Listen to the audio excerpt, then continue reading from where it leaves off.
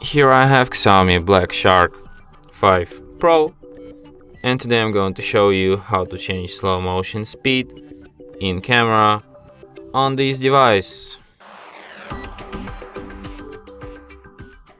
So firstly you have to open camera, then switch to slow motion mode by going to the more, then select slow-mo, tap on 3 stripes here, and like with this FPS meter you can change its speed. So like 120 is like low speed, I mean like the highest speeded slow-mo.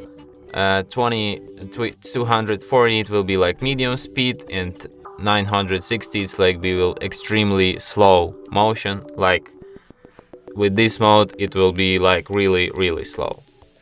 So that's how you can change it, just by selecting these FPS. And that's it. Thanks for watching. If you find this tutorial useful, don't forget to hit that like button and subscribe to our channel.